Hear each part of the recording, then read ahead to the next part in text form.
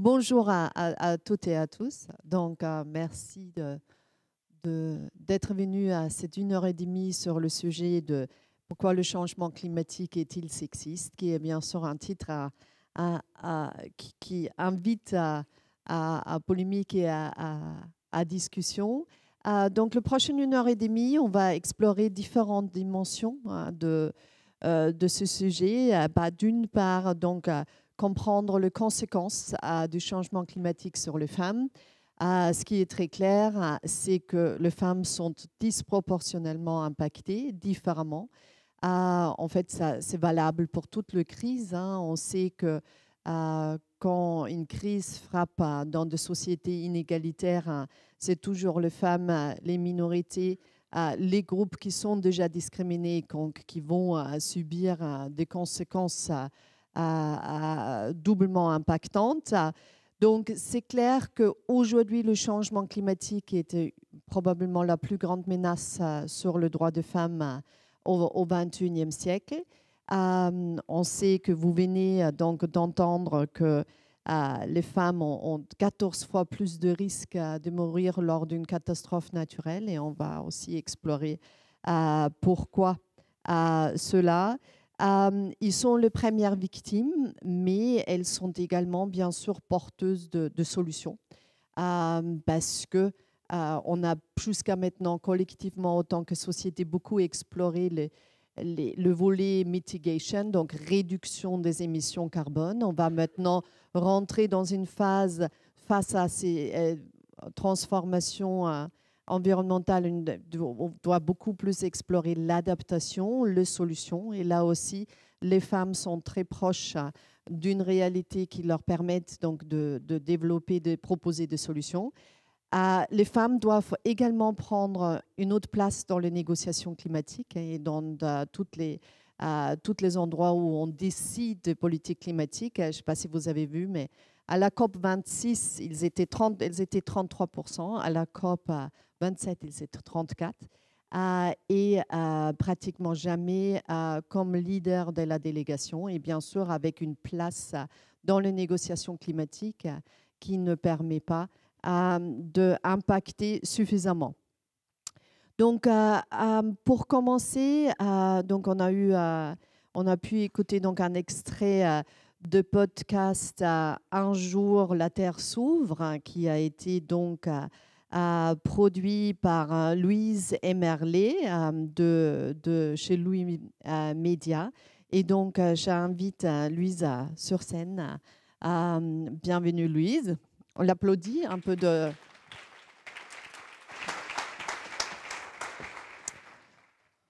Bonjour à tous. Donc, oui, il faut peut-être mettre un peu plus proche. Essaye. Ça Mettre un fonctionne peu plus proche. là? Ouais, ça Ok, marche. super. Si tu mets un peu plus proche, ça fonctionnera mieux. Donc, bon, merci d'être venu ce matin et merci surtout pour ce travail. Donc, d'ailleurs, je ne me suis pas présentée. Je suis Alexandra Palt. Je suis CEO de la Fondation L'Oréal. Et la Fondation L'Oréal travaille donc sur les questions de changement climatique et femmes. Et on a pu donc coopérer avec vous aussi sur ce podcast.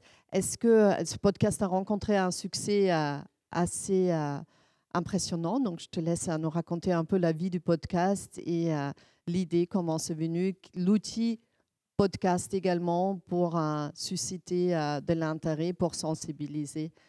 La parole est Oui, à toi. complètement. Donc, moi, je travaille pour Louis Média et Un jour la Terre s'ouvre, c'est un podcast en 5 épisodes qui fait partie d'un podcast qui s'appelle Injustice, où on essaye de décortiquer les injustices structurelles dans nos sociétés. Et là, en l'occurrence, on a voulu faire une série sur les femmes et le changement climatique. En l'occurrence, on a voulu parler du constat, effectivement, comme Alexandra l'a mentionné, que les femmes meurent en moyenne en plus grand nombre dans les catastrophes naturelles. Et on a voulu partir de la surprise que suscite ce constat. Et c'est une surprise qu'on a partagée avec Lucille Torregrossa, qui est la journaliste qui a travaillé sur ce podcast que vous avez entendu dans l'extrait. Parce que, effectivement, une inondation ou une vague de chaleur, on ne se dit pas forcément que c'est des événements sexistes ou qui vont discriminer parmi leurs victimes. Et pourtant, on a quand même ces chiffres. Donc, on est parti du tsunami de 2004 parce que, à cause de la magnitude de cette catastrophe naturelle et du delta très significatif entre les victimes femmes et hommes. Et du coup, on a essayé de comprendre qu'est-ce qui concrètement a expliqué cette différence. Une fois qu'on était en Asie du Sud-Est, on s'est dit, d'accord, mais en France, qu'est-ce qu'il en est quand un événement climatique extrême touche notre territoire? Est-ce que là aussi, ça va affecter différemment les hommes que les femmes? Et ensuite, on s'est posé la question de qu'est-ce qui se passe quand la mer se retire, quand les débris sont ramassés, quand la catastrophe est passée? Est-ce que l'histoire s'arrête là? Et en fait, pas du tout. Donc, la nouvelle surprise, on se rend compte que dans certains pays du monde, après un événement climatique extrême, comme des inondations, des périodes de sécheresse très graves, les nombres de mariages précoces et forcés de jeunes filles augmentent. Donc là, on voit en fait que le changement climatique non seulement affecte différemment les hommes et les femmes à cause d'inégalités de genre, mais en plus, il va venir aggraver ces inégalités de genre et même renforcer les violences faites aux femmes. Donc là, on se dit, c'est un cercle vicieux dont on ne va jamais se sortir. Mais effectivement, c'est ce que vous disiez également. Les femmes sont en première ligne du changement climatique, en tant que victimes, certes, mais aussi en tant qu'actrices de changement. Et c'est vraiment ça qu'on a essayé de montrer dans ce podcast, que c'est elles qui ont aussi les clés, justement, de par leur position dans la société, qui font qu'elles sont plus vulnérables, mais aussi d'apporter des solutions qui sont particulièrement efficaces et pertinentes dans la lutte contre le changement climatique. Oui, tout à fait.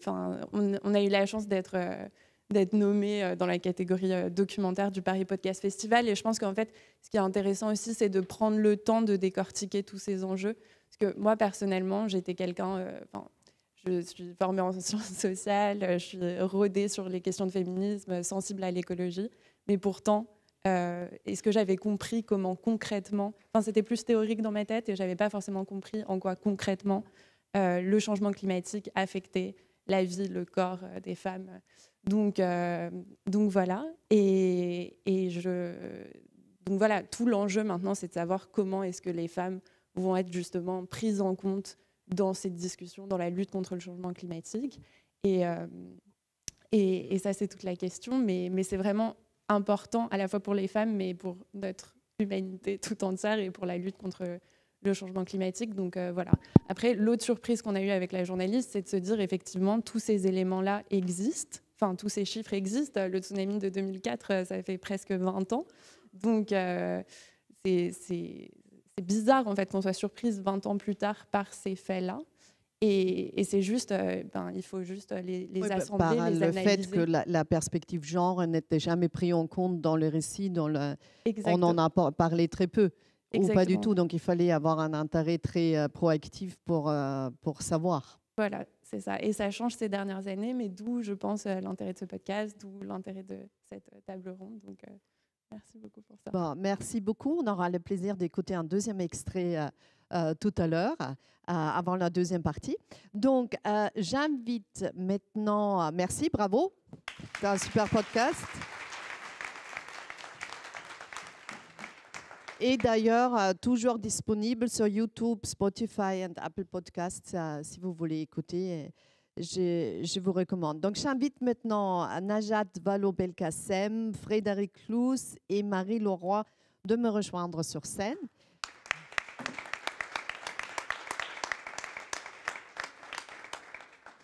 Donc, est-ce qu'on passe au micro-table? Tout à fait. OK, très bien. Donc, chaque fois qu'on parle, on doit appuyer.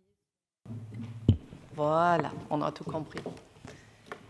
Donc, merci beaucoup d'être avec nous ce matin. Donc, Najat, tu es directrice France de l'ONG One, ancienne ministre de droits de femmes, de la jeunesse et des sports, puis de l'éducation nationale, de l'enseignement supérieur et de la recherche.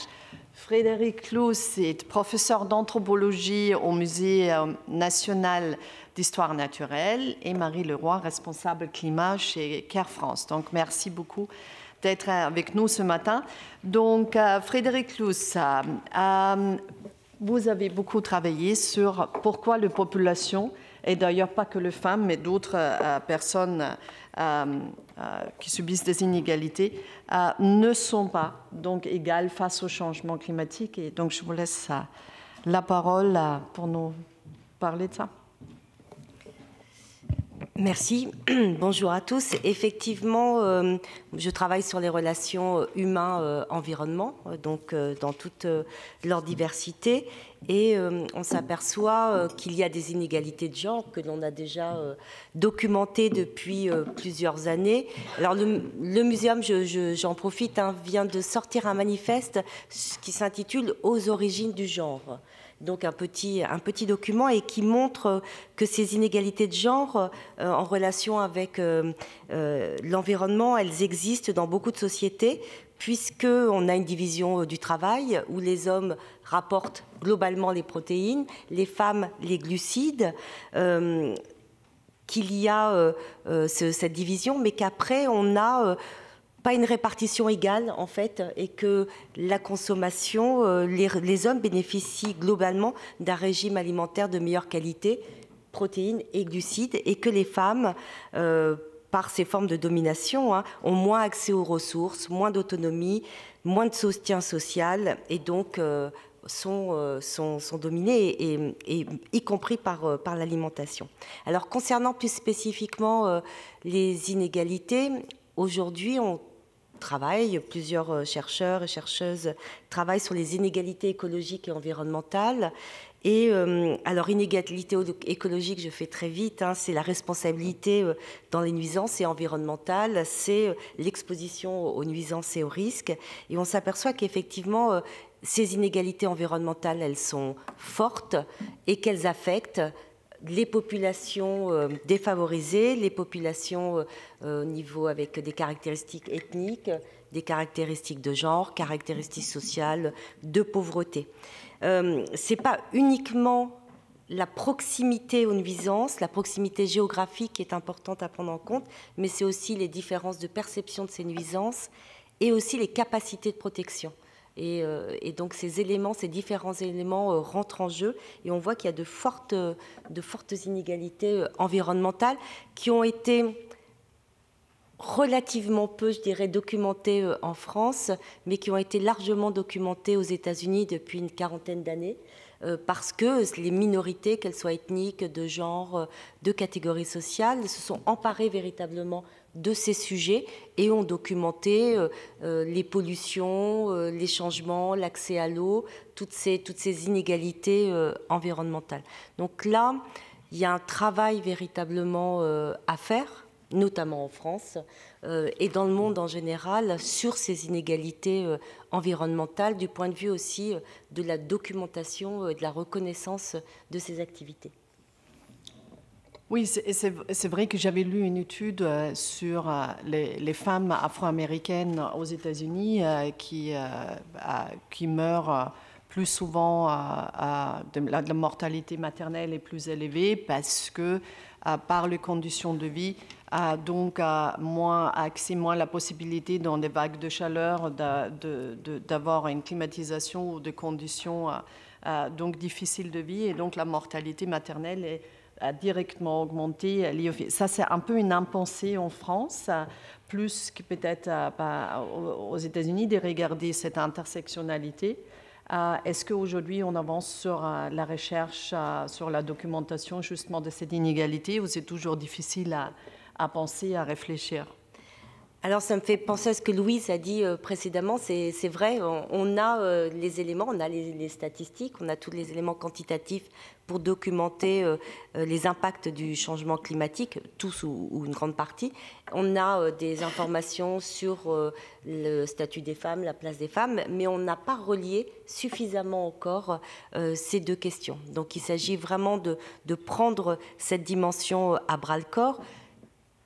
Elle commence à être prise à bras-le-corps dans la recherche, évidemment, mais aussi au niveau politique, quand on se pose des questions. Alors moi qui travaille sur les aires protégées, notamment, quand on met en place une aire protégée, se poser aussi les questions des inégalités d'accès aux espaces, qu'est-ce qu'on refuse du coup à certains types de populations qui avaient l'habitude dans ces espaces d'avoir des formes de cueillette par exemple.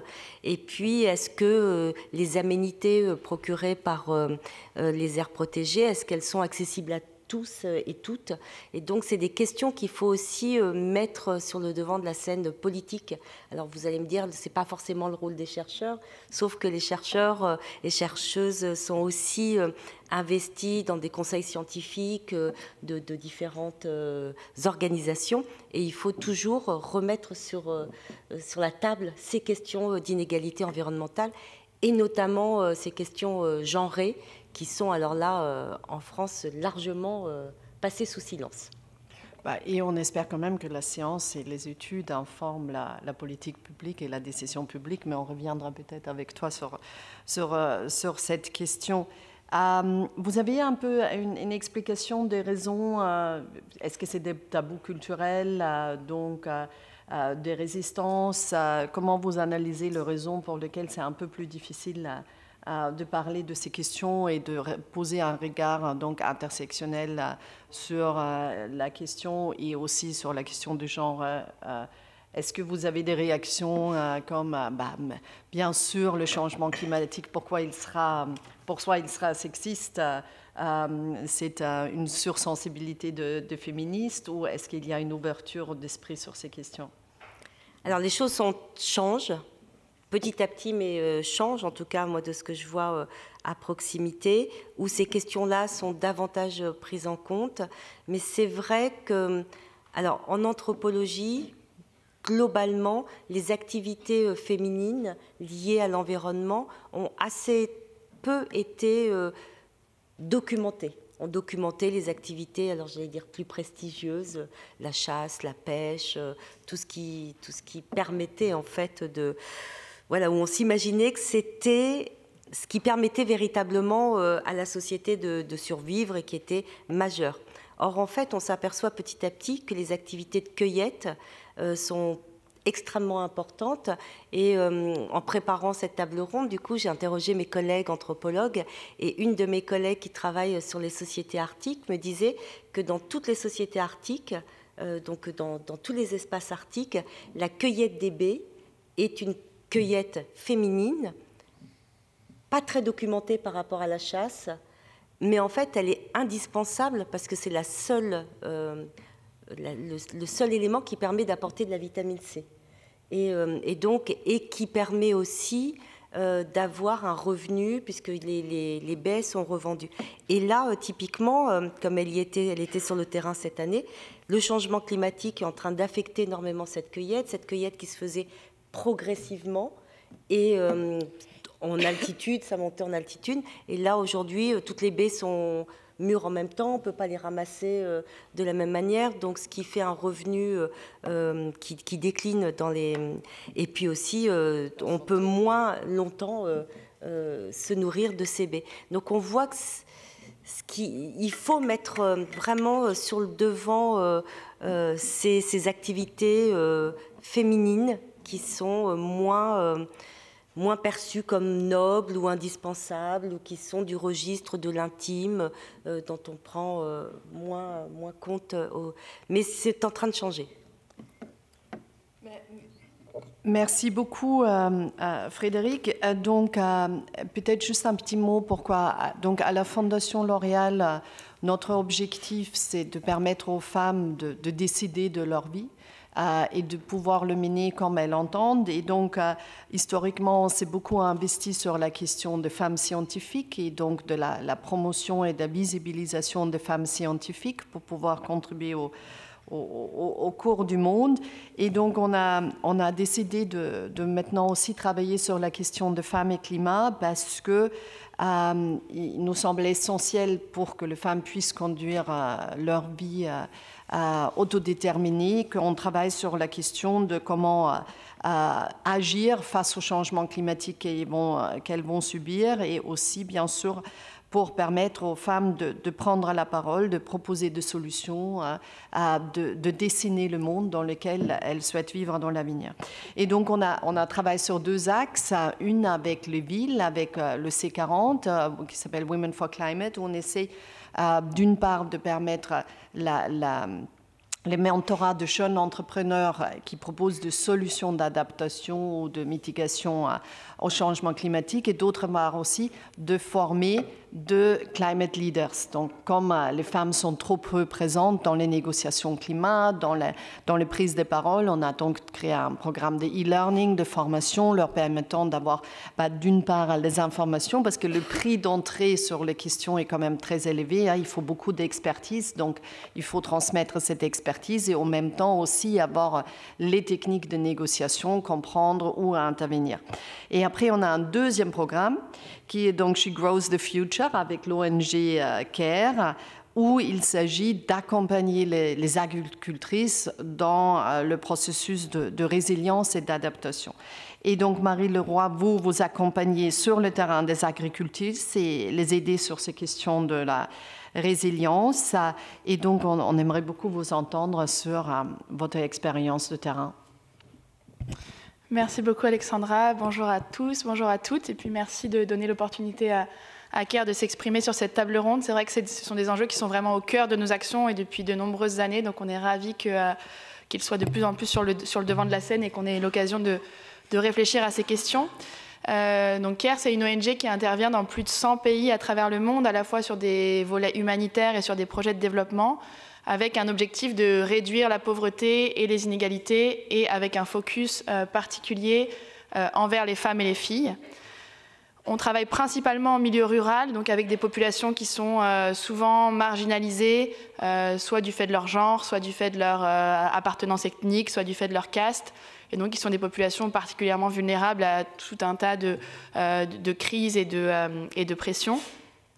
Et dans le cadre de ce projet qu'on mène depuis bientôt 2 ans maintenant avec la Fondation L'Oréal dans 4 pays dans le monde, on travaille effectivement en particulier auprès de femmes et d'hommes, j'en parlerai un peu aussi, on ne travaille pas que avec les femmes, aussi avec les hommes, petits exploitants, petites productrices agricoles qui sont vraiment en première ligne face aux impacts du changement climatique parce que leurs revenus dépendent directement des ressources naturelles. Et comme ce sont des populations qui, en plus, sont déjà dans des situations de pauvreté et de précarité, c'est généralement des personnes qui ont peu d'épargne, donc qui ont peu de capacité à rebondir en cas de catastrophe. S'il y a une inondation, s'il y a une forte sécheresse et qu'ils n'arrivent pas à produire de la nourriture, ils n'auront pas de source de revenus alternative. Donc il y a vraiment cette précarité qui est déjà préexistante. Et effectivement, comme c'était mentionné par les intervenantes précédentes, il y a un certain nombre de facteurs de vulnérabilité particulière pour les femmes et les filles, et des éléments aussi qui jouent sur leur capacité d'adaptation, donc les options qui s'offrent à elles pour s'adapter au changement climatique. Et ça, c'est lié d'une part à l'accès aux ressources productives. Il y a un gros enjeu d'accès à la propriété en termes de terres agricoles pour les femmes à travers le monde. On estime que les femmes produisent plus de la moitié des calories alimentaires dans le monde, et pourtant elles sont propriétaires de 10 à 20% des terres. Et donc ça, c'est un vrai enjeu parce que dans beaucoup de pays, en fait, ça va être au début d'une réaction un peu en chaîne sur tout ce à quoi elles peuvent avoir accès. Le fait d'être propriétaire ou pas de la terre, ça veut dire qu'on va pouvoir avoir accès ou pas à des aides du gouvernement, à des aides financières, à de la formation, à du matériel. Et donc, c'est un vrai frein pour leur évolution, leur apprentissage et la mise en place d'une agriculture qui soit plus résiliente face au changement climatique. Et ce qu'on constate dans beaucoup de pays, c'est que soit les femmes n'ont simplement pas le droit, dans le droit légal écrit, d'avoir accès à la terre. Parfois, elles y ont le droit, mais il y a le droit coutumier qui est celui qui est appliqué et qui fait que dans la pratique, même si elles auraient le droit d'être propriétaires, en fait, elles ne le sont pas. Et bien souvent, quand elles peuvent être propriétaires, en fait, on leur accorde un petit lopin de terre accolé à la surface agricole gérée par leur mari, où généralement, elles vont faire de l'agriculture plutôt vivrière, type petit potager. Et donc, c'est pas la production qui va générer des revenus. Et donc, il y a vraiment ce contexte qui renforce leur vulnérabilité. Et je voulais revenir aussi sur cette question d'intersectionnalité que nous, on constate aussi beaucoup sur le terrain. C'est-à-dire de se dire, c'est pas seulement le fait d'être un homme ou une femme qui va déterminer le fait qu'on soit vulnérable face au changement climatique, mais c'est aussi l'appartenance à un groupe ethnique en particulier, le niveau de revenu, l'âge éventuellement, la caste dans les pays qui ont un système de caste. Et concrètement, par exemple, on a beaucoup travaillé en Asie du Sud, notamment au Bangladesh. On a des programmes actuellement d'adaptation au changement climatique et de réduction des risques de catastrophes. Et au Bangladesh, dans certaines régions, les femmes de certaines minorités ethniques sont considérées comme étant vraiment tout en bas de l'échelle sociale. Donc concrètement, elles font face à des discriminations, là aussi, qui sont formelles ou informelles. Donc elles peuvent être privées d'accès à certains espaces de décision, mais parfois c'est simplement de la discrimination, des formes de violence ou d'agression physique ou verbale quand elles sortent. Et donc elles vont soit ne pas avoir accès à ces espaces de discussion et de décision, soit simplement décider de ne pas sortir de chez elles pour ne pas être confrontées à cette violence. Et donc les conséquences concrètes de ça, ça peut être par exemple qu'en fait elles ne sont pas informées sur les protocoles d'urgence en cas de catastrophe. Et donc s'il y a une inondation très forte qui frappe, comme c'est très souvent le cas au Bangladesh, elles n'auront pas eu l'information de savoir où est-ce qu'il faut se mettre à l'abri, à quel moment il faut quitter le domicile, etc. Donc avec cet exemple, ce que je voulais simplement montrer, c'est que ces femmes issues de minorités ethniques, on parle de double injustice parce qu'en fait, elles sont plus vulnérables que les femmes issues de groupes ethniques peut-être plus majoritaires et plus vulnérables que les hommes issus de minorités ethniques. Donc elles cumulent ces vulnérabilités et c'est vraiment à ça qu'on essaie de répondre et qu'on essaie d'identifier aussi et de mieux comprendre pour pouvoir mettre en place des projets qui soient pertinents et qui les aident à sortir de cette situation. Merci beaucoup, Marie. On va revenir donc sur la gouvernance et d'autres sujets. Mais maintenant, je souhaite passer la parole à Najat, parce que toi, tu as beaucoup de différents regards sur ce sujet, parce que dans ton rôle dans la politique, maintenant plus ONG, il y a aussi la question des réfugiés qui va beaucoup jouer. On sait qu'aujourd'hui, les déplacés de crise climatique sont beaucoup de femmes et tu t'intéresses beaucoup à ce sujet, donc je te laisse réagir à tout ce que tu as entendu.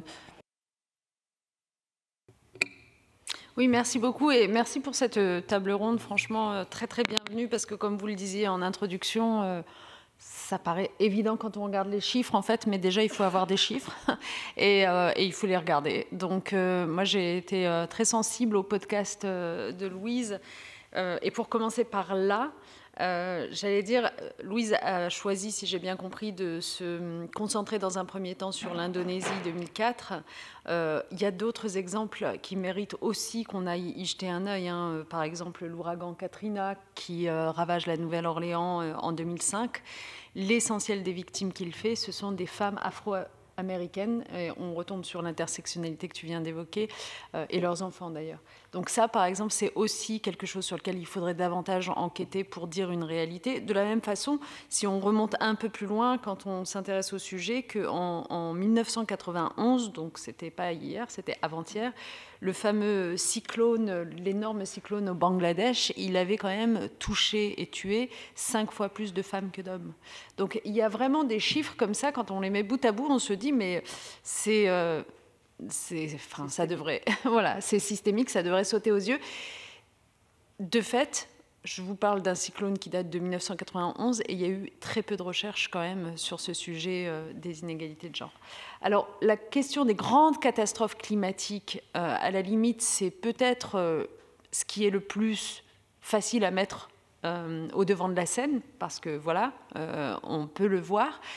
On peut aussi l'expliquer assez facilement. En tout cas, il y a des tentatives qui ont été faites. Par exemple, le fait que les 3/4 des victimes du tsunami en Indonésie en 2004 aient été des femmes est beaucoup expliqué par le fait qu'elles sont beaucoup moins nombreuses que les hommes à savoir nager, à savoir monter aux arbres, chose qu'on ne leur a pas appris par définition dans leur éducation, dans leur enfance. Et donc, elles sont moins armées pour se défendre, pour se précipiter, pour s'échapper.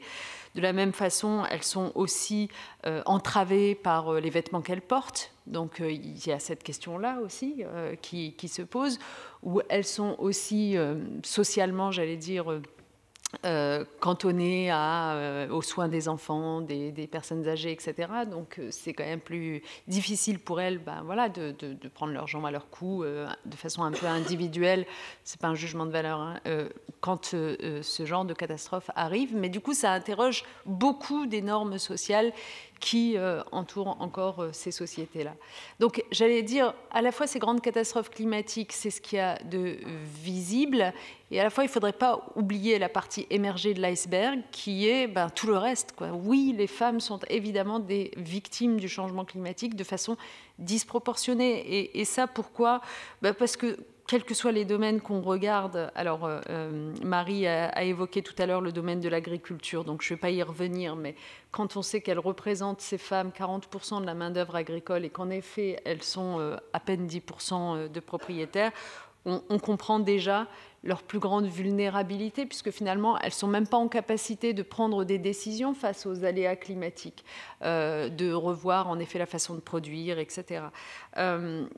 On parle beaucoup d'insécurité alimentaire en ce moment. Vous savez que malheureusement la famine est en train de remonter à l'aune pas simplement de la crise du Covid qu'on a connue, mais aussi de la guerre en Ukraine et de l'explosion des prix, notamment en Afrique subsaharienne. Cette famine remonte. Eh bien, quand vous allez regarder les chiffres qui nous remontent, c'est tout de suite 10% de plus du côté des femmes que du côté des hommes. Donc, en fait, voilà, le rapport à la terre, les décisions qu'on peut prendre ou pas prendre, la vulnérabilité ou la situation de dépendance économique dans laquelle on est, ça a une conséquence très directe sur la capacité à se nourrir ou pas.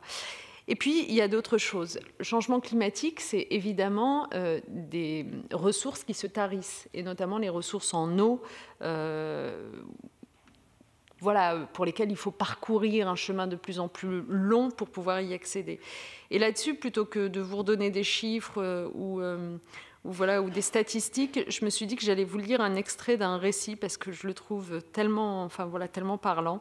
Donc c'est un récit qui raconte le quotidien d'une femme dans une commune du nom de Ouaïgouya, qui est au nord du Burkina Faso, et qui raconte donc ce qu'est la corvée d'eau, qui est réservée aux femmes et aux enfants, hein, comme vous le savez, dans la plupart de ces pays, et qui est, de fait, avec le changement climatique, devenue un véritable calvaire, cette corvée d'eau, puisque dans cette ville, vous avez non seulement la sécheresse, mais vous avez un afflux de déplacés qui fuient des violences dues justement au fait de se battre pour accéder à des ressources devenues de plus en plus rares, etc. etc. Donc, je le redis, on est au Burkina Faso. 11 heures, sous le souffle sec et poussiéreux de l'harmattan, Awa Sawadogo, c'est son nom, traîne un gros baril métallique sur un chariot à pneus dans le secteur 1 de Ouaïgouya. Elle n'a que quelques mètres à parcourir jusqu'à la fontaine de son quartier, mais il s'agit de son 3e aller-retour de la journée. Dans la cour en terre ocre de sa maison en location, le robinet raccordé au réseau public de distribution n'a jamais fonctionné.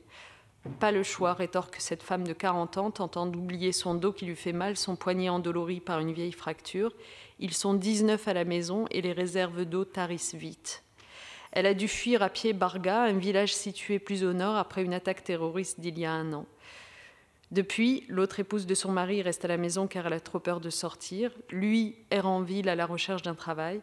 Quand elle n'est pas occupée à chercher de l'eau, Awa vend dans la rue des sachets d'épices pour pouvoir acheter ses barils d'eau à 150 francs CFA, c'est-à-dire 20 centimes d'euros, les 200 litres et de quoi faire les repas.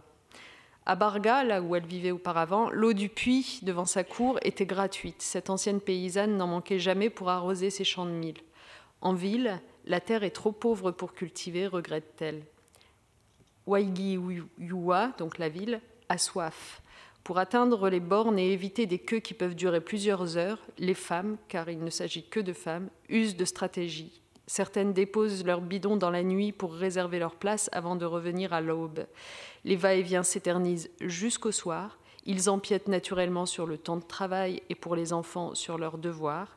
Ici, les ménages les plus pauvres n'ont accès en moyenne qu'à 7 litres d'eau par jour et par personne, alors que la norme internationale recommande un minimum de 15 litres d'eau dans les sites en situation d'urgence.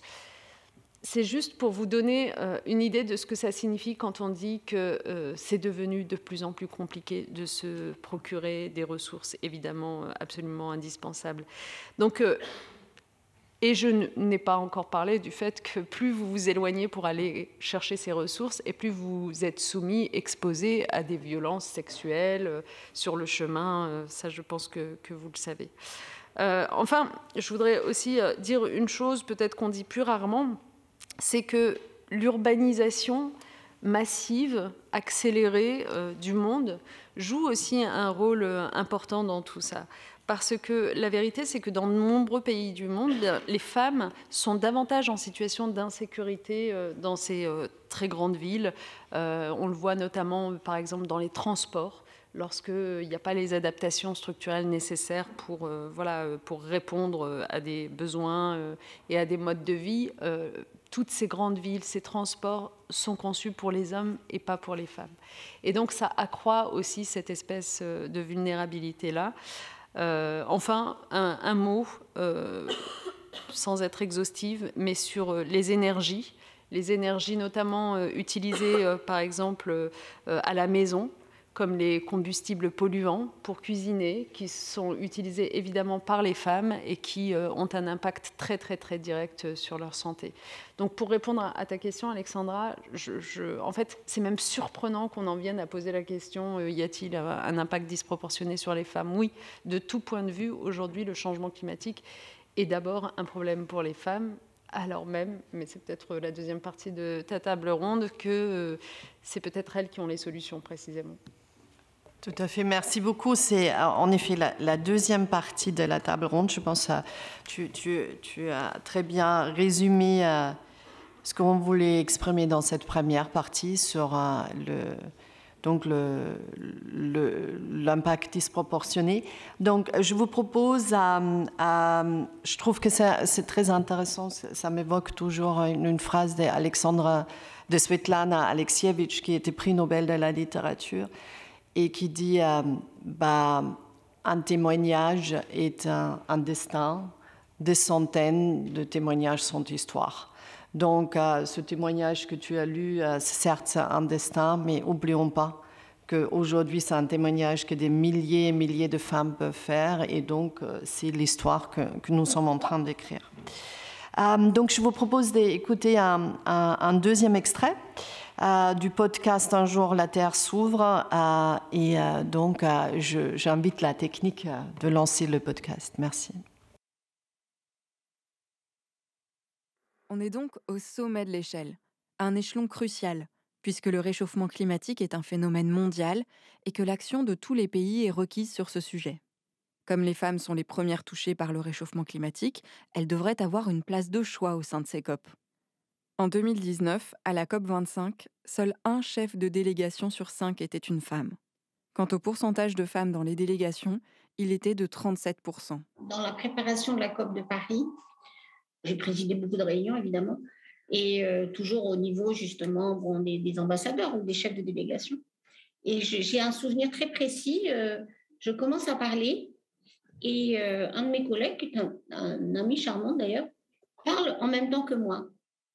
Cette personne interrompue en réunion est Laurence Tubiana.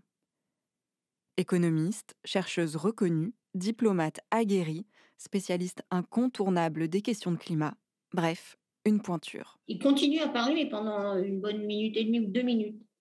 Et j'étais totalement stupéfaite, au tel point que quelqu'un d'autre est intervenu pour lui dire qu'il fallait quand même me laisser parler. Le fait qu'on lui coupe la parole peut sembler purement anecdotique. Mais c'est extraordinairement habituel. À l'époque de cette anecdote, quand Laurence Tubiana se fait couper la parole, elle est ambassadrice chargée des négociations sur le changement climatique pour la COP21, la COP qui s'est tenue à Paris en 2015. Mais apparemment, il ne suffit pas d'être au cœur du pouvoir pour avoir la parole. Et le fait d'être particulièrement qualifié n'y change rien.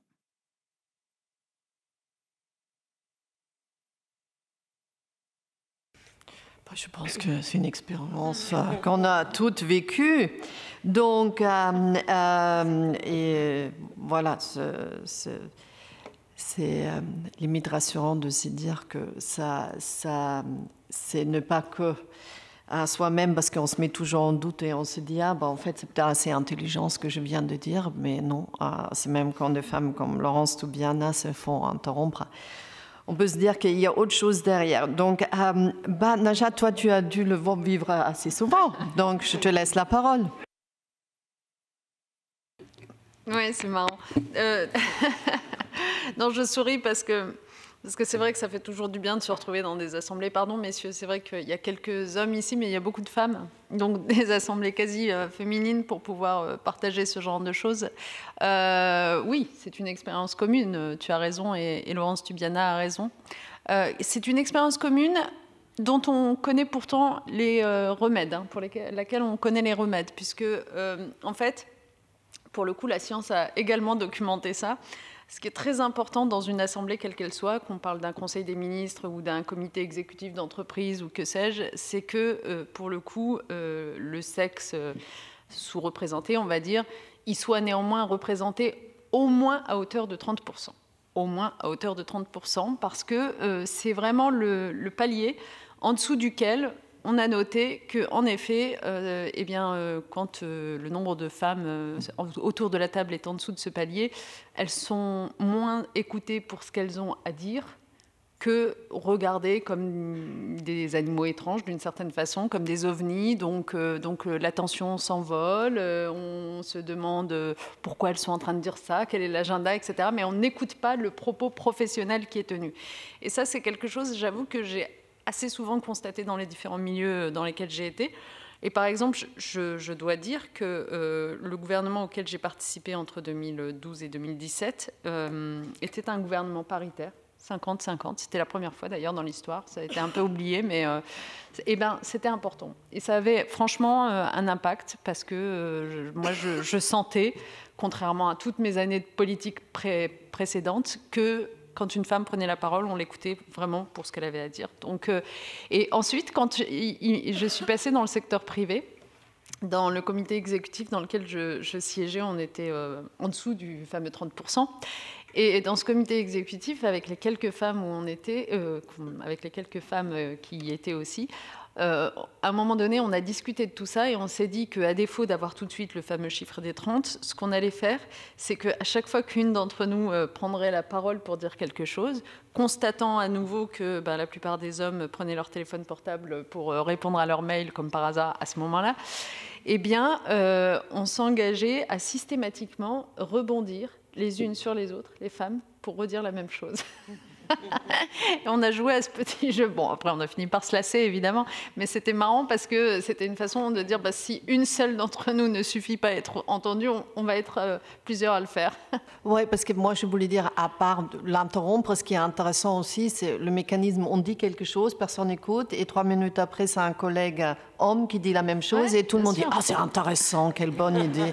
Et donc ça, je trouve que c'est intéressant comme... Bien sûr. Donc voilà, bon, ça c'était une parenthèse, mais du coup ta question c'était quoi ta question? Ah oui, le monde politique, institutionnel et aussi associatif, comment donc faire entendre sa voix. Et je pense un outil, c'est en effet les 30%. Après les 30%, il faut quand même que ce soit à un certain niveau. C'est-à-dire quand tu as dans les délégations les 30%, ça sont que le niveau le plus junior et le moins de pouvoir, ça aide moins. Le 30%, ça doit être le 30% au pouvoir. Oui, absolument. Non, mais il y a déjà une chose à dire pour refaire le lien avec notre conversation de tout à l'heure, c'est que les femmes, pour le coup, à la fois, elles sont les premières victimes des vulnérabilités climatiques, mais elles sont les premières à être dans le rapport à la terre, aux énergies, aux ressources. Justement, c'est ça qui en fait les premières victimes, c'est qu'elles sont les premières à être dans ce rapport-là. À être dans le soin des enfants, évidemment, dans la nécessité d'une forme de sobriété, de responsabilité par rapport à l'utilisation des ressources, etc. Dans le care, pour aller plus vite.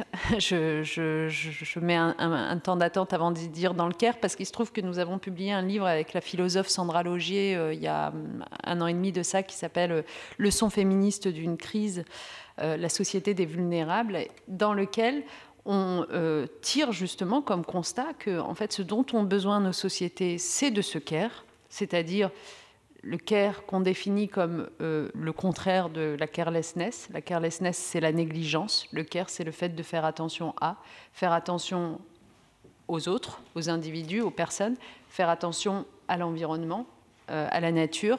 Donc, en fait, les femmes, à l'échelle du monde, elles sont les plus dans ce lien direct avec la nature, les plus dans la compréhension de ce qu'il faudrait faire. Et quand on regarde les quelques enquêtes d'opinion qui sont menées, y compris dans des pays comme le nôtre, hein, sans parler des pays du Sud, eh bien, vous avez toujours plus de femmes conscientes de la nécessité, par exemple, de recycler, d'en finir avec les emballages, etc., que chez les hommes. Donc c'est quand même assez intéressant parce qu'on se dit, en fait, le vrai vivier dans lequel il faut aller chercher à la fois le nouveau récit, l'adhésion au nouveau récit pour lutter contre le changement climatique, c'est évidemment les femmes. Mais bon, une fois que vous avez ce vivier-là, la question c'est comment est-ce que ce sont elles qui prennent les décisions politiques.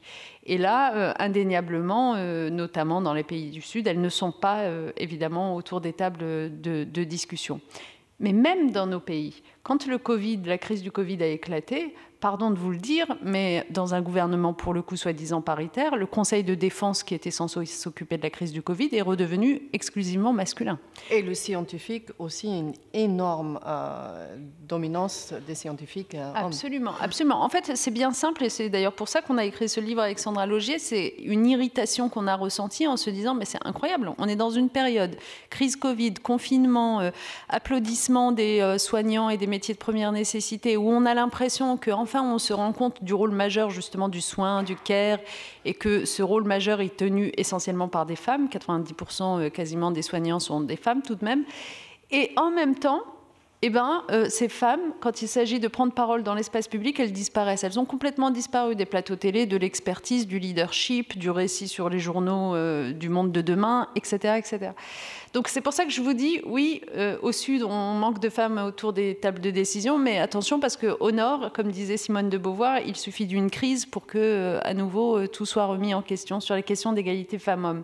Donc la conclusion là-dessus, c'est que c'est notre rôle de citoyen, de porter des femmes aux responsabilités aussi. Je veux dire, quand on a la chance d'être dans des pays dans lesquels vous en avez qui se présentent, on peut voter, il faut le faire.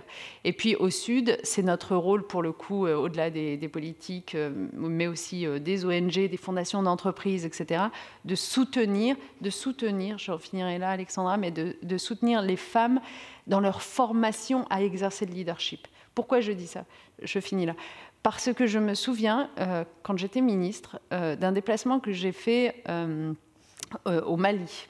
Et à un moment donné, j'ai affaire à une femme qui est ministre, mais dont je sens bien que globalement, on a accepté qu'elle soit là pour donner un gage en termes de parité, etc., etc. Mais c'était une femme charmante, hein, par ailleurs, c'est pas du tout le sujet, mais c'était une femme qui n'avait pas eu la chance de faire des études. C'était une femme qui continuait à vivre dans la dépendance économique de son mari.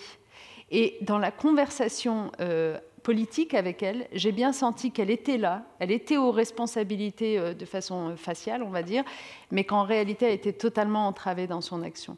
Et donc, en fait, il ne suffit pas de dire il faut des femmes, il faut leur donner les moyens de connaissance, pour le coup, du monde, des codes, de plaidoyer dont elles ont besoin si on veut vraiment les aider.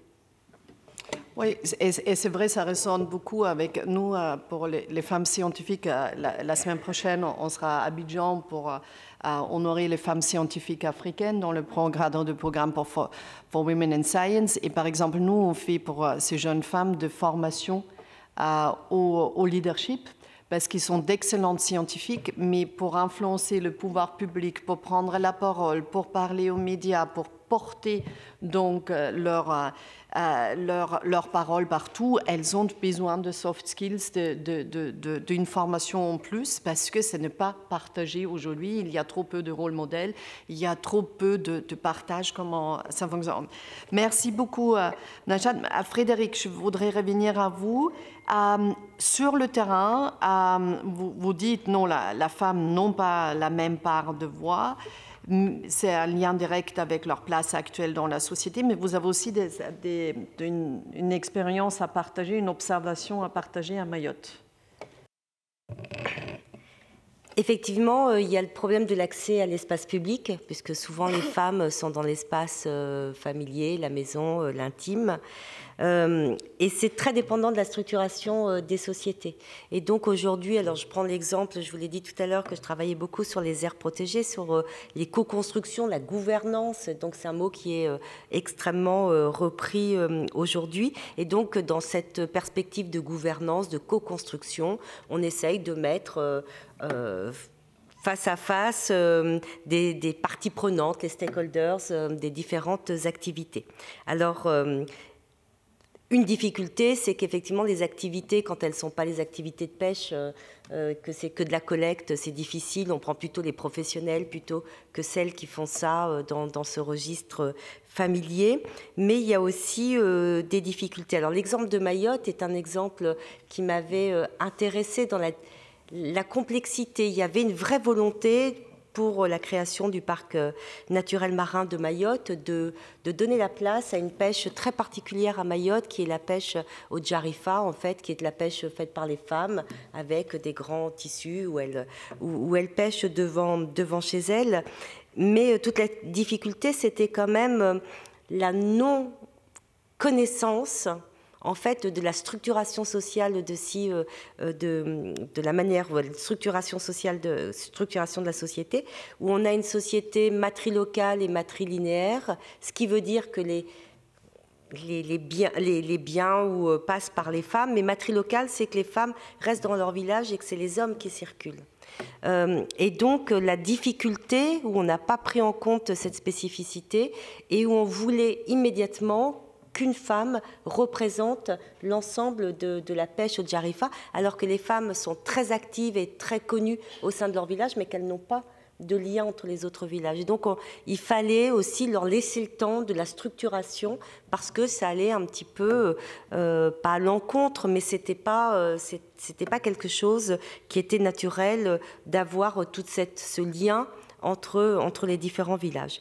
Donc, c'est plein de registres différents de l'accès à ces espaces de discussion. C'est des registres, effectivement, de la visibilité de leurs activités, choses qui ne sont pas ces activités du quotidien, de l'intime, de la cueillette, du soin aux enfants, de l'eau, de la recherche de l'eau, de l'énergie aussi, préparer les feux, etc. Donc, il y a cette invisibilité de leurs activités par rapport à celles qui sont plus rémunératives ou qui sont mises en avant. Il y a leur accès aux espaces publics. Est-ce qu'elles y ont accès? Comment?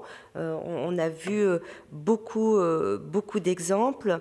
Il y a aussi, alors par rapport à leurs activités, les savoirs et savoir-faire qui ne sont pas forcément reconnus. Or, je vous donnais l'exemple de la cueillette des baies. C'est un vrai savoir et un vrai savoir-faire que de les cueillir, de les conserver, de pouvoir savoir où elles sont, à quel moment elles vont. Et ça, c'est très peu pris en compte. Mais il me semble qu'il y a un élément aussi dont Najat a parlé, c'est le savoir-être et par rapport à ce care, et dont on parle aujourd'hui de plus en plus dans les recherches scientifiques, cette prise en compte du care. Alors en anthropologie de l'environnement, le care qui a été étendu du soin aux humains, de l'attention et du soin, parce que le care, c'est vraiment ça, c'est à la fois une attention et une activité, une pratique, un soin, donc aux humains qui est étendu aujourd'hui aux non-humains et donc à l'environnement. Et ça, c'est quelque chose de très particulier, cette activité qui consiste à maintenir ce lien, à penser la vulnérabilité, alors des humains et des non-humains, et aussi à prendre en compte l'ensemble des dépendances.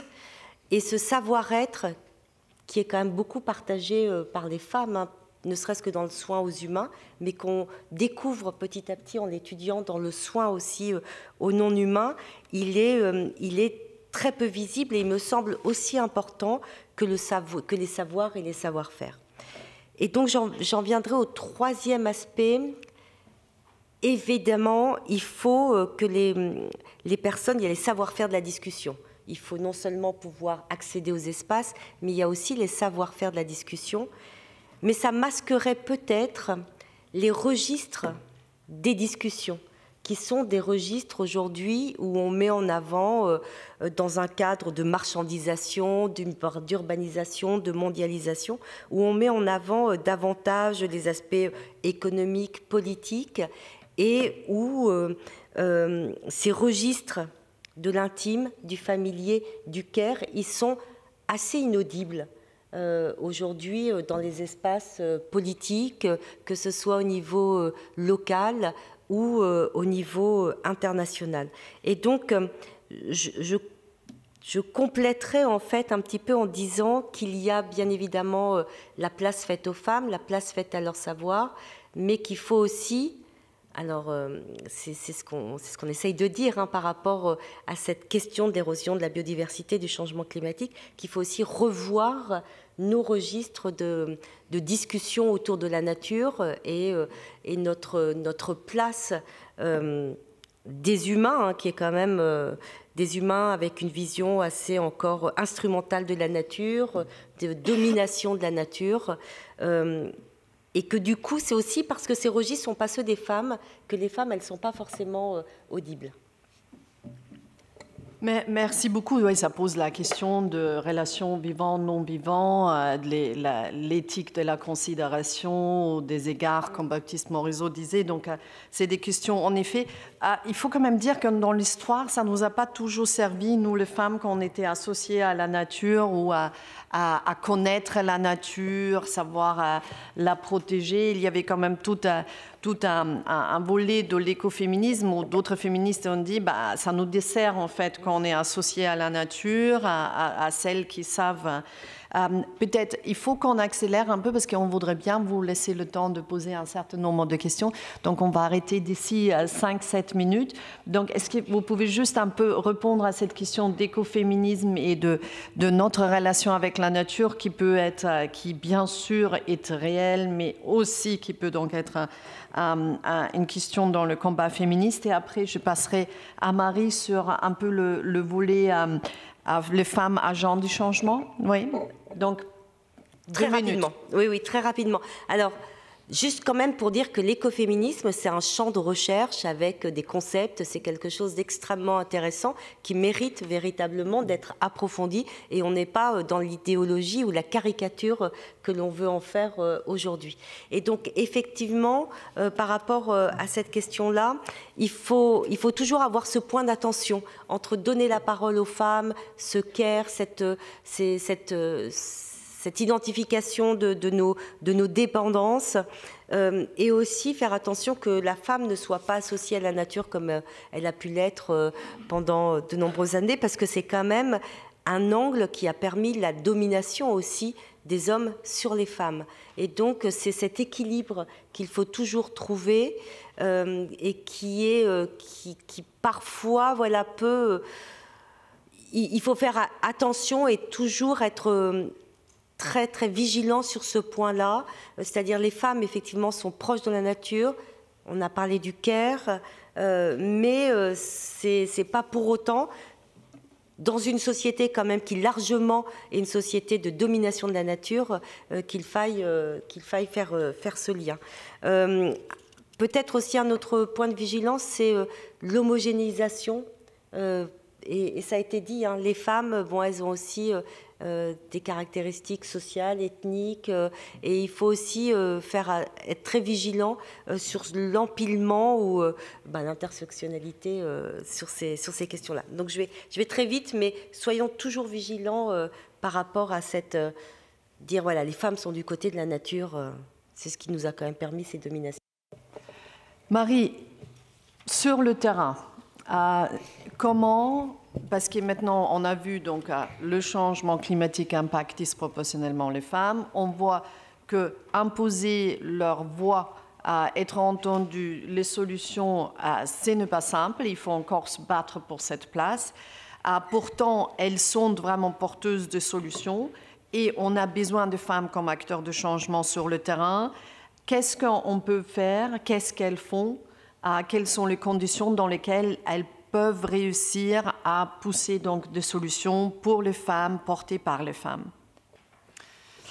Effectivement, alors peut-être pour revenir un peu à la question du terrain, qui est l'aspect sur lequel on travaille le plus chez CARE, même si on a aussi tout un travail de plaidoyer politique, mais c'est assez complémentaire de ce qu'on peut faire aussi auprès des populations qui sont directement exposées et qui ont des besoins urgents au quotidien pour pouvoir subvenir à leurs besoins. On essaie d'avoir une approche qui soit vraiment transformative des normes de genre, des pratiques de genre qui existent au niveau local et qui sont inéquitables aujourd'hui et qui restreignent les capacités d'adaptation des femmes. Donc, c'est-à-dire qu'on ne va pas seulement essayer de comprendre quels sont ces enjeux de genre qui se superposent aux questions de vulnérabilité climatique et de s'y adapter. On va vraiment essayer de transformer ça. Et comment est-ce qu'on transforme? Alors c'est un travail de longue haleine, hein, je ne vous le cache pas, ça prend plusieurs années. Ça passe par 3 volets dans le type d'action qu'on peut mettre en œuvre. On va travailler sur les capacités d'agir des femmes, on va travailler sur les relations et on va travailler sur ce qu'on appelle les structures. Les capacités d'agir, ça veut dire donner aux femmes exposées, aux femmes vulnérables et aux femmes porteuses de solutions les connaissances, les savoirs, les compétences pour pouvoir mettre en œuvre des solutions d'adaptation. Donc concrètement, ça peut être de la formation en agroécologie, ça peut être de la formation et de l'information sur l'accès aux données climatiques et météorologiques, essayer de faire renforcer aussi la compréhension des effets du changement climatique par les femmes et notamment les femmes productrices. Vous savez sans doute que dans les pays du Sud dans lesquels on travaille, il y a un rapport, on le disait, à la nature qui est très fort et il y a des pratiques agricoles qui sont transmises de génération en génération. Donc il y a quand même une connaissance par les agricultrices et les agriculteurs de leur milieu et de la manière dont ils doivent travailler et cultiver pour avoir des rendements. Malheureusement, aujourd'hui, avec le changement climatique, les saisons sont de plus en plus imprévisibles. L'agriculture de mousson, qui était très cadencée, avec un timing assez particulier, est un peu remise en cause aujourd'hui, puisqu'on a du mal à savoir quand est-ce que les pluies vont arriver, combien de temps elles vont durer. Donc cet accès à l'information climatique et météorologique, elle est fondamentale. Et ce qu'on essaie de faire, c'est de croiser des données scientifiques internationales avec ces savoirs ancestraux sur le terrain et essayer de voir comment on peut croiser les deux pour avoir des informations le plus pertinentes possible au niveau local.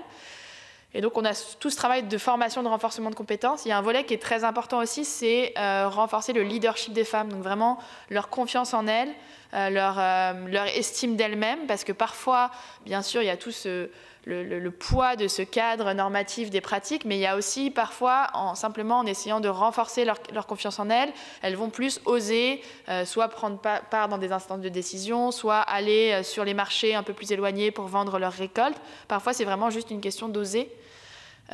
Et la manière dont on le fait, entre autres, c'est aussi d'identifier ce qu'on appelle des agricultrices modèles. Donc, c'est des femmes qui vont se porter volontaires pour travailler sur une petite parcelle de démonstration, tester des pratiques agricoles et générer un peu un effet boule de neige d'influence des autres femmes.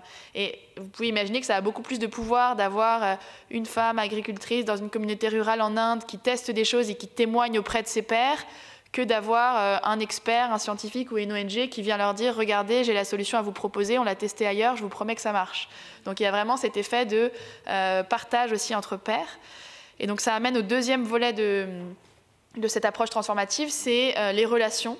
Donc à la fois travailler sur les relations entre femmes et créer des collectifs, des coopératives, des groupes d'entraide qui permettent de renforcer vraiment le tissu social, et aussi les relations, bien sûr, les relations de pouvoir femmes-hommes, et essayer de les remettre en question. Et comme je le disais au début, nos programmes ne sont jamais exclusivement à destination des femmes parce qu'on s'est rendu compte que ça pouvait être assez contre-productif. Il faut emmener les hommes dans la barque, dans le bateau, non seulement parce que c'est 50% de la population, mais parce que aussi aujourd'hui, comme on le disait, c'est eux qui généralement ont le pouvoir, qui sont détenteurs des lois, des normes sociales, et parce qu'il faut qu'ils soient en accompagnement de ce changement. Donc ça passe par des sessions de dialogue, des activités parfois très concrètes de réflexion sur qui porte la charge du travail, quel type de travail, qui porte la charge mentale dans la communauté.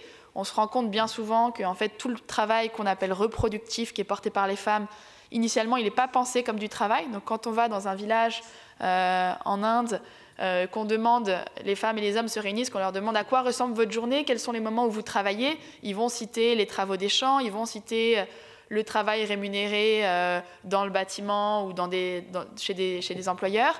Et souvent, ils vont oublier de citer la cuisine, le fait de s'occuper des enfants, le fait de prendre soin de la maison, etc. Et quand on les amène à penser qu'il y a aussi toutes ces tâches-là qui, malgré tout, sont du travail, même s'il n'est pas reconnu et pas rémunéré, on se rend très vite compte que la journée des femmes est bien plus chargée que celle des hommes. Et il y a une vraie prise de conscience et une volonté de rééquilibrer ça.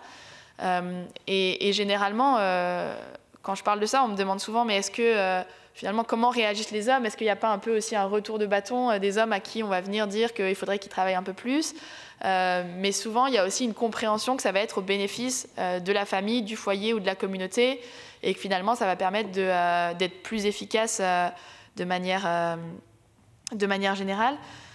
Et le troisième volet, ça rejoint un petit peu ce dont on parlait précédemment sur la gouvernance, c'est d'influencer les structures, d'influencer les normes, à la fois les normes formelles, donc les lois, les politiques, et les normes informelles, donc les pratiques au sein des communautés dans lesquelles on travaille, parce qu'on se dit que si on travaille sur les compétences des femmes et leurs capacités, mais que finalement, il y a toujours des lois qui les empêchent d'accéder aux postes de décision, des lois qui les empêchent d'être propriétaires de la terre, on va avoir du mal à avoir une approche qui soit vraiment transformative.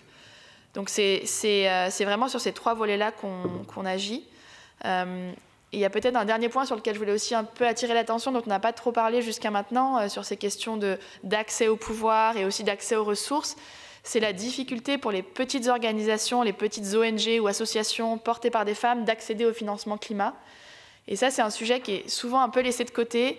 Il y a quelques études qui sont portées sur la question. Il y a un chiffre notamment qui dit que 0,2% de l'ensemble de la philanthropie internationale va aux initiatives de femmes sur les questions environnementales et climatiques. Donc c'est vraiment très très faible, alors que les femmes, il y a énormément d'organisations de femmes qui ont des solutions à proposer.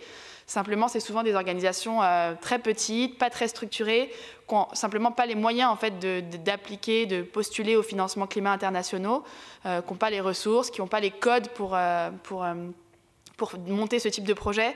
Et donc, nous, on travaille aussi beaucoup avec ces petites organisations pour les aider à accéder à des financements. Et je sais que la Fondation L'Oréal a aussi cette démarche vis-à-vis des petites organisations financées par des femmes. Donc, c'est vraiment un gros besoin de leur donner l'accès au financement pour qu'elles puissent mettre en œuvre ces solutions qu'elles portent. Merci beaucoup. Je me rends compte que même 1h30, je me suis dit au début que c'est peut-être trop long, mais je vois que personne d'entre vous, c'est même, il n'y a personne qui est parti. Ça arrive très rarement, je vous dis, dans une conférence d'1h30. Donc bravo à nos intervenants et bravo à vous. D'ailleurs, il y a un sujet qu'on n'a pas du tout abordé et qui est aussi très intéressant, que je veux vous dire, il faut aussi regarder un peu les femmes de communautés autochtones qui sont militantes et qui se font assassiner, parce que ça, c'est un autre sujet dont on n'a pas du tout parlé aujourd'hui, et ils sont assez nombreuses. Et d'ailleurs, il y a une journaliste qui a fait une enquête là-dessus qui n'est pas complètement sur le volet climatique, mais qui montre vraiment le danger pour des femmes qui s'engagent, qui s'appelle Emilienne Malfato, et qui a eu le prix à Albert Londres sur une femme qui s'est engagée en Colombie et qui s'est fait assassiner. Donc ça, c'est juste un exemple, parce qu'elles sont vraiment nombreuses. Donc maintenant, le sujet n'est pas épuisé. On pourrait encore en parler longuement, mais je voudrais vous passer la parole. Et je vois qu'il y en a déjà des mains qui se lèvent, c'est formidable. Donc ici et ici, peut-être on prend 2 questions en même temps, ce qui nous permettrait du coup peut-être d'avoir plus de temps pour d'autres. Et j'invite les intervenants, et là aussi, monsieur, deux monsieur. Donc on prend ces 2 questions-là, ensuite les vôtres. Et aux intervenants, je vous invite à être vraiment court dans vos réponses, parce qu'il ne nous reste pas beaucoup de temps et je pense que je n'ai pas le droit de retarder la fin, parce que j'aimerais bien faire, parce que c'est tellement intéressant, mais on va quand même essayer de finir à temps. Donc, allez-y. Oui, bonjour. Tout d'abord, je voulais vous remercier pour toutes ces interventions très intéressantes. Et vous avez parlé des formations de leadership pour les femmes qui sont déjà dans la vie active. Mais du coup, je voulais savoir qu'est-ce qui peut être fait en amont dans l'éducation des filles, que ce soit en France ou dans les pays où l'éducation est encore limitée. Merci. Bonjour, merci. Conférence très intéressante en effet. Moi, ma question, elle est simple, c'est pourquoi cette question n'est pas vraiment adressée dans le débat public aujourd'hui ? Je trouve que le changement climatique, on l'adresse beaucoup au travers de la question sociale, des inégalités de richesse, que ce soit en France avec les jets privés ou à l'international, toutes les questions des pays nord-sud. Pourtant, les questions de genre, que ce soit le féminisme ou même le racisme et le colonialisme qui peuvent aussi se relier, ne sont pas adressées dans ce débat, alors que c'est clairement identifié dans le groupe 2 du rapport du GIEC, donc pourquoi ? Très bien. Najat, peut-être oui, tu commences. Je veux bien commencer. Merci. D'abord, merci pour vos questions. Peut-être le premier sujet sur l'éducation des filles, commençons par notre pays. Je pense qu'en fait, il faut sortir de l'idée que le message principal, voire exclusif à adresser, c'est aux filles pour leur dire « allez-y, ayez l'audace, osez, etc. » Parce qu'en fait, moi, ce message-là, il commence à me fatiguer un petit peu. Donc, je pense que si on veut adresser le problème dont on est en train de parler, c'est plutôt la superstructure déjà qu'il faut former à. C'est-à-dire, concrètement, dans l'éducation, ce sont les enseignants qu'il faut former à, tout le long de la scolarité des filles et des garçons, avoir des attentes de même nature envers les filles qu'envers les garçons. Ne pas venir conforter des stéréotypes sur c'est normal que les garçons veuillent bouger parce que c'est dans leur nature, par contre une fille ça doit être disciplinée, etc., etc. Donc en fait, je pense vraiment que le sujet le plus important, c'est la formation initiale et la formation continue des enseignants pour les faire progresser sur ce sujet-là, d'autant qu'ils sont évidemment très rarement de mauvaise volonté ou discriminants volontairement. C'est juste eux-mêmes, ils sont habités par des stéréotypes. Donc en fait, il faut les extraire, ces stéréotypes, et il y a des formations pour ça. Et puis la deuxième chose, je disais, ça m'ennuie un peu quand on ne fait que s'adresser aux filles pour leur dire « si vous êtes capable de faire des sciences, allez-y, etc. » C'est que je pense qu'il faut aussi s'adresser aux garçons pour que ce qu'on vient de tracer comme paysage du monde, comme enjeux qui nous attendent, comme besoin qu'on a collectivement de faire participer les femmes à la prise de décision sur tous ces sujets, c'est leur monde aussi, ça les intéresse. Enfin, je veux dire, soit on continue à aller dans le mur, soit on essaie de trouver d'autres solutions. Donc du coup, dans l'éducation, c'est aux garçons aussi qu'on doit apprendre finalement que le pouvoir se partage d'une certaine façon. De la même façon que quand on essaye de lutter contre les violences sexistes dans l'éducation, il ne suffit pas d'apprendre aux filles qu'elles doivent bien manifester leur consentement. Il faut aussi apprendre aux garçons à respecter le consentement ou l'absence de consentement. Donc sur ces questions d'égalité femmes-hommes, etc., je pense que l'éducation, elle doit vraiment bien s'adresser aux deux sexes et passer d'abord par ceux qui la diffusent, cette éducation. Voilà, je suis trop longue, mais... voilà. Non, merci, parce que je voudrais aussi que tu viennes sur la deuxième partie un peu de la question, parce que là, tu as peut-être aussi autant que... Je pense qu'il est intéressant dans ce que tu viens de dire, parce que nous, on a vu ça beaucoup pour les femmes scientifiques et les filles scientifiques, c'est-à-dire, après, il faut aussi quand on les encourage, il faut qu'ils soient accueillis dans un environnement aussi qui n'est pas trop hostile. Et c'est pour ça que c'est très important ce que je pense que tu viens de dire, parce que si on dit que les femmes doivent être leaders, les femmes ont fait leur encore porter cette responsabilité en plus, au lieu de travailler aussi le systémique. Et donc, je pense qu'il faut le deux. Mais est-ce que tu peux dire quelque chose sur la deuxième question, avant de vous passer la parole, sur pourquoi on n'arrive pas à faire émerger ce débat complètement ? Bon, de manière générale et en une phrase, je pense que notre débat public est de piètre qualité. Enfin, franchement, je veux dire...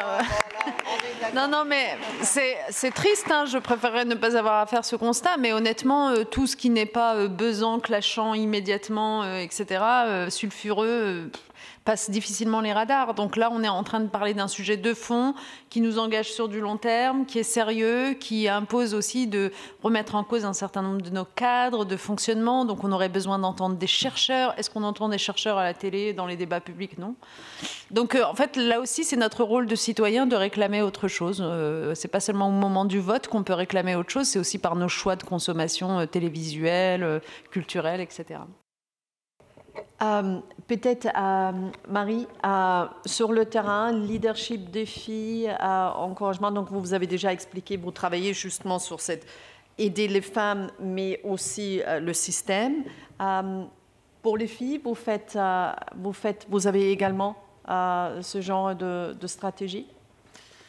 Oui, on a effectivement pas mal de projets d'éducation où on travaille dans les écoles, donc avec un public dès le plus jeune âge, sur ce volet auprès des filles et auprès des garçons, et essayer de susciter la prise de conscience dès le plus jeune âge. Donc ça fait partie aussi des stratégies un peu complémentaires, de se dire c'est aussi là que les futures générations arrivent, donc il faut faire ces prises de conscience et ces remises en question systémiques le plus tôt possible.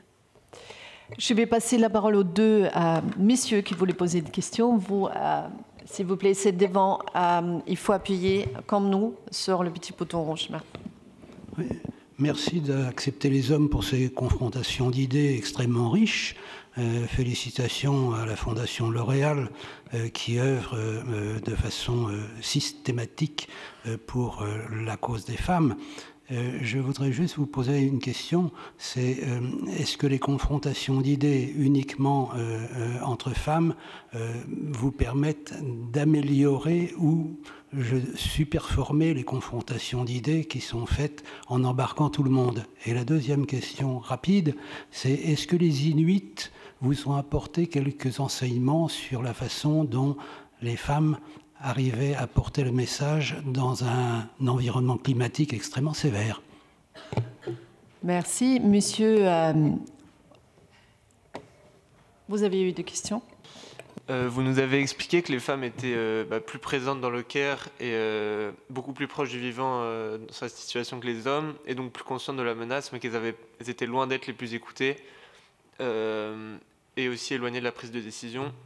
Donc ça crée vraiment un environnement dans lequel les femmes pourraient être beaucoup plus en proie à l'éco-anxiété, et j'aimerais savoir si c'est une réalité ou pas spécialement. Très intéressant. Donc je vous laisse répondre sur les Inuits, puisque ce n'est pas du tout mon expertise. Alors, je ne suis pas non plus spécialiste des Inuits, je vous ai dit que c'était des discussions, parce que du coup, ce qui est intéressant aussi avec ces rendez-vous, de rencontrer des gens très différents, de pouvoir échanger, c'est de se poser aussi des questions. Et du coup, j'ai interrogé mes collègues sur ces éléments-là. Et effectivement, cette collègue, donc Marie Rouet, travaille sur le changement climatique et travaille avec les Samis sur cette question-là. Et on voit que ça impacte l'ensemble des activités des hommes, activités des femmes. Et c'est comment, en fait, aujourd'hui, parce que ce que je vous ai dit sur la cueillette, c'est cette année qui est particulièrement une année difficile. Comment, quelles sont les ressources, ou comment les populations vont pouvoir s'adapter ou non, parce qu'il y a aussi des populations qui ne parviennent pas à s'adapter. On a parlé de l'urbanisation, qui vont rejoindre des centres urbains parce que la vie est devenue trop difficile avec ces changements climatiques et qu'ils ne peuvent pas adapter leur mode de vie. Donc voilà, je n'ai pas vraiment la réponse à cette question-là. Bon, j'ai aussi aucune réponse à l'éco-anxiété des femmes plus élevées, mais toi peut-être, Najat. Alors, l'éco-anxiété, c'est une super question. Franchement, je me demande s'il y a des chiffres. J'imagine qu'il doit y avoir des statistiques qui existent, oui. Mais j'étais en train de réfléchir à titre totalement empirique. Il se trouve que je suis mère de jumeaux, un garçon et une fille. Adolescent. Et du coup, je me disais, mais c'est vrai, il a raison, parce que l'éco-anxiété affecte beaucoup plus ma fille que mon garçon. Donc, bon, vous voyez, ça a une réponse au doigt mouillé, à l'échelle de mes enfants. Mais ça mérite vraiment de regarder. Mais je voudrais aussi répondre à la question sur la confrontation d'idées. Est-ce que le fait de le faire dans un cercle de gens qui se ressemblent, en gros, permet de s'armer davantage quand on se confronte ensuite à un public plus général ? En fait, c'est une bonne question parce que c'est la question qui nous tiraille en permanence. C'est-à-dire qu'on a à la fois besoin de cercles, honnêtement, moi je trouve que c'est normal qu'on ait besoin de cercles de gens qui se ressemblent, qui partagent une communauté d'expériences, parce que ça nous renforce, parce que, enfin voilà, on est dans une forme de confort, de protection pour parler, etc. Et en même temps, je suis d'accord qu'il ne faut pas non plus rester ensuite dans ces uniques cercles, parce que moi, il m'est arrivé souvent, comme activiste, comme femme politique, etc., de prendre conscience avec retard qu'à force de n'avoir parlé de certains sujets qu'avec des gens avec lesquels j'étais quand même globalement en accord, le jour où je mettais ça dans le débat public, notamment comme femme politique et comme responsable, eh bien, je me rendais compte qu'en fait, j'avais le sentiment que tout le monde était à peu près au même niveau de connaissance, d'information, de documentation et donc de conviction sur le sujet. Et en fait, pas du tout. Moi, j'étais là et en fait, les gens, en termes de même d'attention au sujet, ils étaient très, très, très loin derrière et il fallait ramer comme pas possible pour rattraper ce retard. Donc, je pense que c'est très important de toujours se ménager 2 types de cercles. Un cercle où on se ressemble, voilà, pour commencer à partager, puis un cercle où on confronte parce qu'en fait, on a affaire à des gens très différents. Voilà, et... Tout à fait. Moi, je voulais juste ajouter, aujourd'hui, ce n'était pas un débat de confrontation d'idées, parce que je pense que c'est assez descriptif d'une réalité. On voulait alerter sur une réalité qui existe, et du coup, on a pris c'est pas la nature de cette table ronde, n'était pas une table de confrontation, mais justement de prendre les expertes et malheureusement, comme souvent, c'est les femmes qui s'intéressent à pourquoi le changement climatique impacte beaucoup les femmes. Et donc, on a pris les meilleurs experts et je pense qu'on peut les applaudir parce que c'était passionnant.